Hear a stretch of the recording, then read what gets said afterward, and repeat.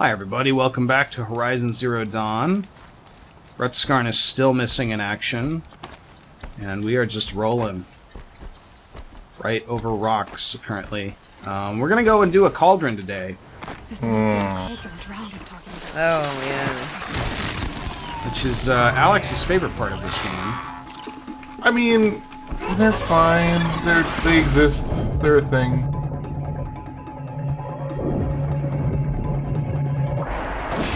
They're kind of, like, new Tomb Raider tombs.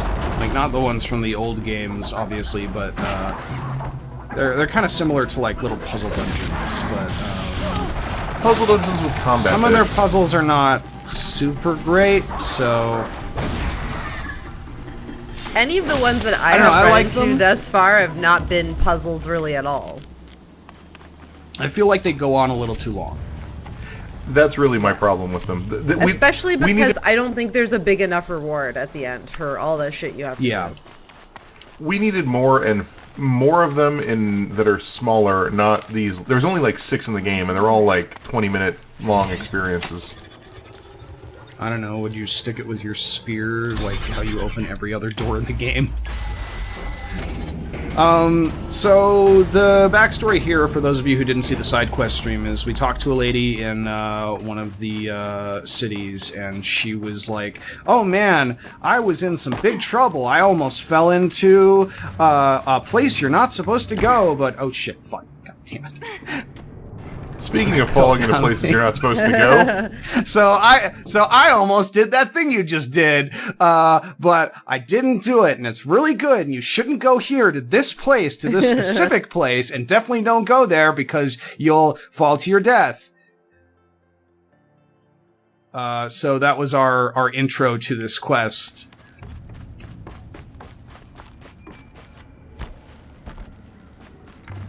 So now we're going to successfully rappel down. So here we are in this strange machine place. It sort of immediately doesn't look like any of the human ruins, and thus poses some interesting questions. The metal, the light. It's like this entire place is part of some huge machine. But who made it?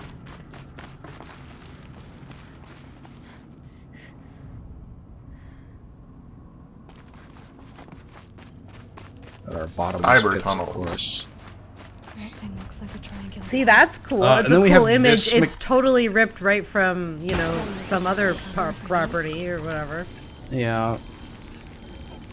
So we have this mechanic in this one where we can make basically our own stealthy areas, like the grass, but with vents. But it's not terribly useful because, well, for one, watchers are dumb. And two, watchers are super easy to kill.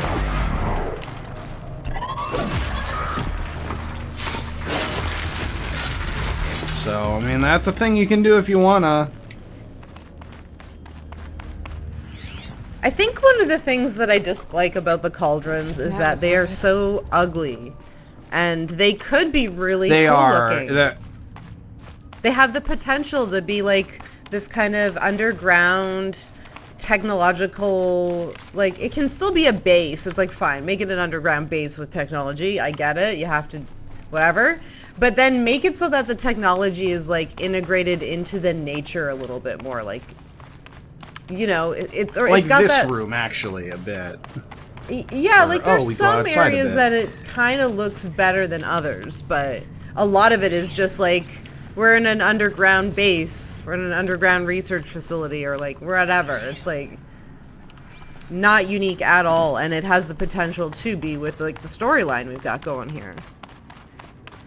Like those other cords move like they move like they're like alive in this weird, or like organic, like.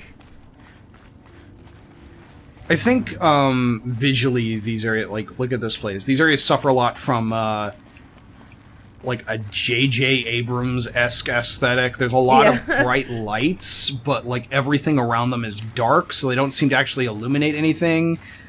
And so you've got this kind of like kaleidoscope of What does it do? That's for the Darth Vader fight light later. and dark that don't really give you a sense of space.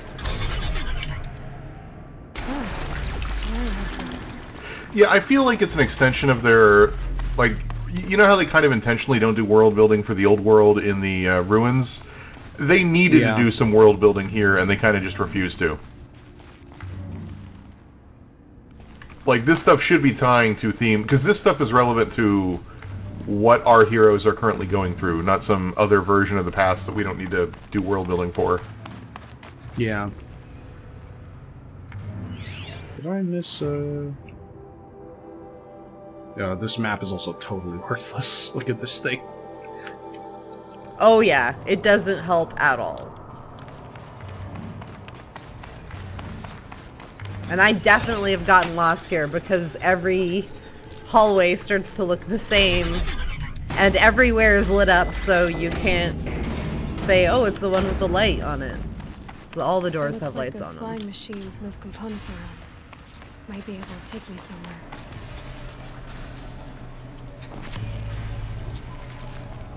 Like in this part, So this reminds me of episode 2 of Star Wars, and I keep bringing up Star Wars, but like, like stupid like conveyor belt scene, and the bugs are flying around and they're jumping around, and it's like, oh my lord.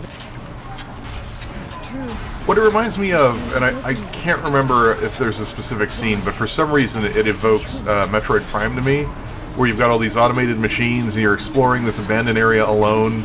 And it feels like this is a thing that in Metroid would be like an ability. You'd get an ability that would let you hook onto these vehicles, and then it would be a whole area about these vehicles.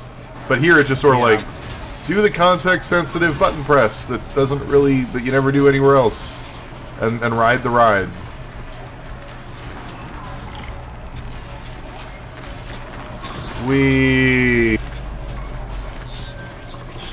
I thought it was like going to be a platforming puzzle or something. I'm like, okay, we have to time something, and there's going to be a circuit, and you have to drop down at different parts, and there's different like areas you can get to, maybe.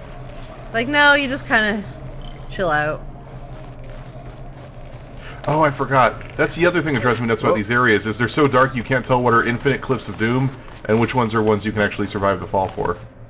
Yeah, that's another good point. I find that's with a problem with Destiny too, and this reminds me a lot of Destiny.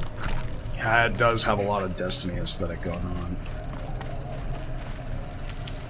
Yeah, but I mean, honestly, Destiny does this kind of aesthetic better. Oh, for 100%. But it has those weird sort of like lighting issues I find sometimes. Oh yeah, it's all very Vex. It's all very geometrical shapes merged in with the geography of the space. And occasionally you're on Mars. Ooh, yeah. I don't think that happens. I mean, in Destiny. Oh, yes. Remember the last mission in Destiny 1, and we always made fun of it because, like, the ending dialogue is, we were on Mars all along, or we're back on Mars, or whatever. No, it's back on Mars, confusing. yeah. And I was like, wait, weren't we no, always you were there? not back on Mars. We were in the Black Garden, but it never teleports the skybox. It never changes the skybox.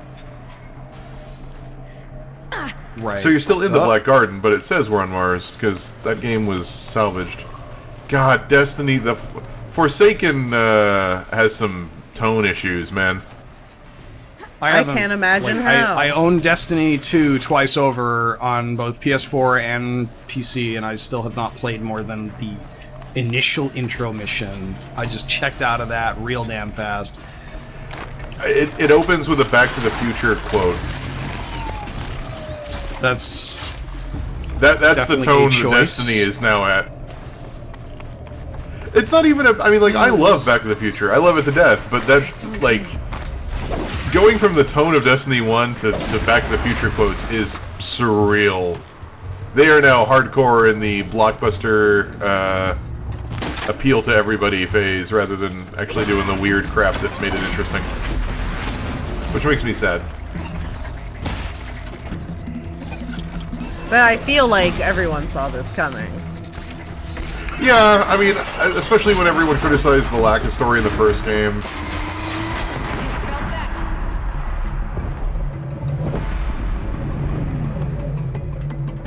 Lots of stuff has happened right now, and I'm not totally sure what's going on. You made the robots angry. Okay, I think everything's dead.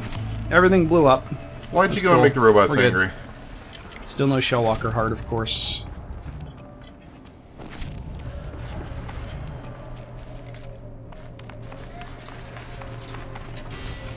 And I know y'all are gonna complain and be like, they're not talking about the game.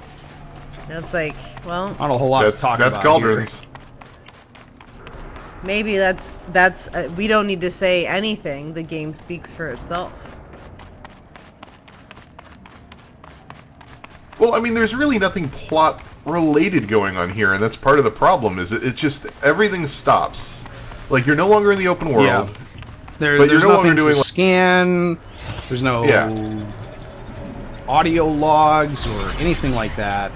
Aloy does not gain any cool knowledge about herself or the world she inhabits. Or even just moves the plot forward. This is entirely this is a video game that needs to last 60 some odd hours. So here's a gameplay challenge room that maybe does a little bare bones world building, but aside from that, exists so that you can get an upgrade. Like it's a weird misstep too, because this is where the machines come from. This should be a really big deal, like getting into one of these, but it's kind of you get one very confusing text log at the end. Well, I was trying to figure out how much we wanted to go into that, because like they do bring it up, but it really only becomes apparent after you've done 2 or 3 of these, and yeah. There's Although like the Aloy one seems to just sort of figure it out immediately, like, oh, this is where the machines come from. That makes sense. Yeah, and that's why I thought it was actually, until you said it, I thought that was the main storyline, where you have to like figure out where everything comes from, and I thought and then I did the second Cauldron, and I am very confused about this entire game. Like, my mind is being blown every time we do one of these episodes, because you guys are like talking about something and I'm just, it's going way over my head, or I just don't understand what the priority is right now in the story, because there's so many different branching narratives happening right now. There will be a point, probably pretty soon, where suddenly it'll make, like, everything will become clear about where the story's going. But until that point, yeah, it's like, it is a mystery, and it often feels like you do not have all the parts to be able to tell what's going on. Oh, hey. Which, again, I'd be fine with, but then it's like, at least give me an interesting challenge. Like, this is, again, where Breath of the Wild comes out on top for me, because it's little, exactly what we talked about, like, little puzzles. You get, it's a small, little notch towards big upgrades, and it's worth it to check them out, but you can skip them if you want to. I mean, this really is just, how do I put this? This exists because this is a video game that needs to justify its price tag. That's really the problem. I feel like this as a concept probably would have existed even if they weren't concerned about that, but they would have done it in a very different way. They needed to explain where the robots came from, and this is how they do that. But you only need to explain where they come from once. There's 6 Cauldrons, or some number, but it's not 5. There's some number of Cauldrons. You do this repeatedly. I think there's 4 in the main game and 1 in the DLC. But yeah. And they kind of tie into the skill system a bit, but in a way that like doesn't really, like, is kind of underwhelming, because the entire override system is underwhelming, where this is like, you go into these and the reward that you get at the end, aside from some stuff, you know, items and whatever, is the ability to override some of the machines. But machine overrides are not all that useful, so and you don't They're really very you have high no risk control. moves, in my opinion. Yeah. Because you're trying to override one monster, and there's usually multiple ones. around. Or too, sneak so up they're on kicking your butt. them. It's nice that this I guess fire it bellow depends. back It's just kinda playthrough stand dependent, around. really. Yeah. Because you could focus like your skills, I guess, early on machine overriding and the mount and whatever, and I don't know. Yeah. It's a lot for a very We need to specific thing. go and to a merchant and properly sell some of these mods, but we can some of them. What do we got here? What resist corruption? There was some valued at 10 you could delete. Yeah, those. Yeah. You can nuke them for in your inventory for half of their merchant value, but obviously it's more optimal to not do that. Ah. All right.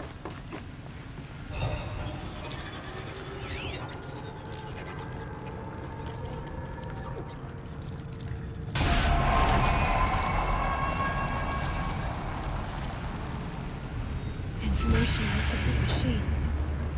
This will help. And now Alright. the robots are friends. No, they're not, but we can make them friends. I like that fog effect. All right, we are. So we get a data point here. Is it this one? No. Yeah, the Sigma core log, and it's like, oh, there was some sort of intrusion or something. Activate countermeasures. Don't really know what that's about yet, but also you get stuff for hacking the tall necks, the towers. This does tie into the story and especially the DLC in a big way, but in a way that doesn't make a whole lot of sense right now. So let's see if we can kill some of these shellwalkers here, because we need a shellwalker heart. And then let's go find a merchant and sell some of these mods. Well, I'd like to get the melee defense armor, because early game that's pretty useful.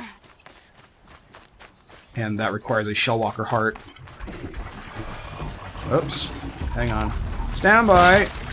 Gotta get these.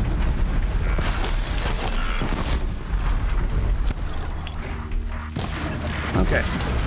Well, that thing's got a purple on it. And it's equipped. God damn it. It's like shellwalker hearts don't drop from shellwalkers. Are we not taking the coil? I gotta disassemble because I'm out of mod slots. I need to kill foxes.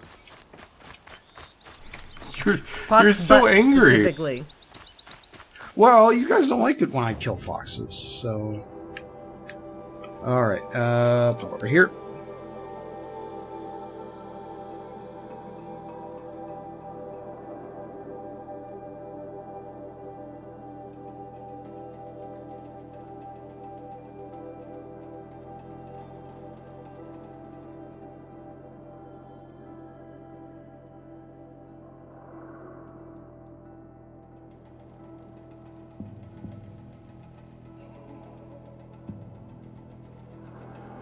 And then it It loaded. would have been faster for me to pop a horse and ride there. Given it was only like 500 meters away, but oh well.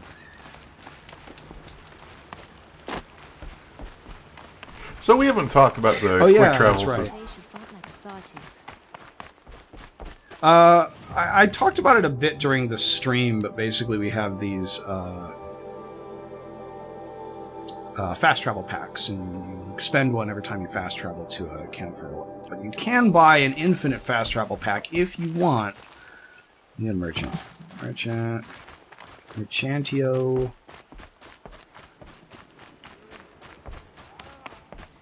Alright, hello. I hope you see anything. Still nothing all that useful to us as far as weapons goes. We can't even get a warbow that's blue. Well, we could buy the heavy protector armor if we only had, I don't know, sell it. If we only had a Shellwalker heart, but we don't. Let's actually so.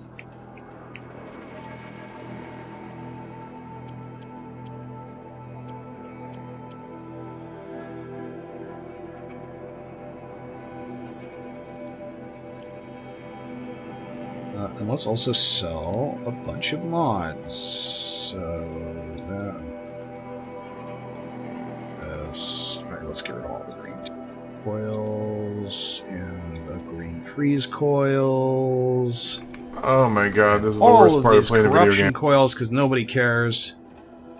That I have to sit. You have to sit here and be like, okay, what's the highest percentage one? Okay, get rid of the lower ones, and then they all have weird names, and you have to figure out which ones they are.